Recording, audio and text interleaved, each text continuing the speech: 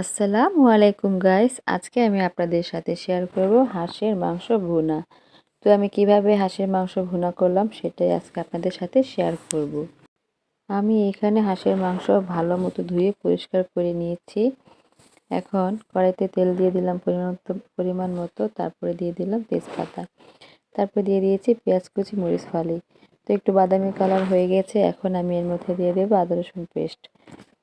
তো আদা রসুন পেস্ট পরিমাণ মতো দিয়ে তারপরে আমি হালকা একটু তেলের মধ্যে ভেজে নিয়েছি। তারপরে দিয়ে দিচ্ছি এখানে স্বাদ মতো লবণ।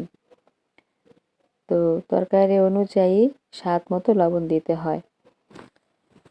তারপরে এখানে আমি দিয়ে দেব পরিমাণ মতো মশলা। এখানে আমি হলুদ গুঁড়ো, মরিচ গুঁড়ো, ধনিয়া গুঁড়ো এই 3 রকমের মশলাই আমি পরিমাণ মতো এখানে দিয়ে দিলাম। তো মশলাটা একটু বেশি পরিমাণে দিলাম, কারণ হাঁসের মাংসটা একটু বেশি করে নিয়েছি। আজকে আমি রাজহাঁসের মাংস রান্না করছি। তো মশলা দেওয়া হয়ে গেছে। এখন আমি মশলাটাকে পানি দিয়ে খুব ভালো মতো কষিয়ে নেব। তো দিয়ে দিলাম পরিমাণ মতো পানি। তো এখন মশলাটাকে আমি খুব ভালো মতো কষিয়ে নেব। এখন দিয়ে দিলাম একটু গরম মশলা গুঁড়ো। আমি আস্ত গরম মশলা দিইনি, এখানে আমি গরম মশলা তৈরি করে নিয়েছি। এখানে আছে এলাচ, দারচিনি, লং। তো এই 3টাই আমি রোদে শুকিয়ে খুব ভালো মতো ব্লেন্ডার করে নিয়েছি। তো আমি এই মশলাটাই বেশি ইউজ করি মাংসের মধ্যে। তো এখানে আমি মাংসটা দিয়ে দিলাম, দিয়ে খুব ভালো মতো নেড়ে চেড়ে মশলার সাথে মিশিয়ে নেব। এখন ঢাকনা দিয়ে ঢেকে আমি মিডিয়াম আঁচে কষিয়ে নেব।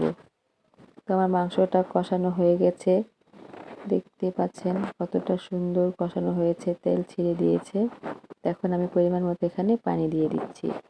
তারপর মিডিয়াম আঁচে আস্তে রান্না করে নেব। হাঁসের মাংস সিদ্ধ হলে খেতে ভালো লাগে। তো আমার মাংস রান্না প্রায় কমপ্লিট। তো নামানোর আগে আমি কিছুটা ভাজা জিরে গুঁড়ো দিয়ে দেব।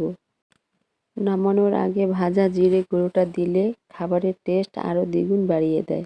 তো আমার মাংস রান্না করা হয়ে গেছে, আমি একটি বাটিতে তুলে নেব।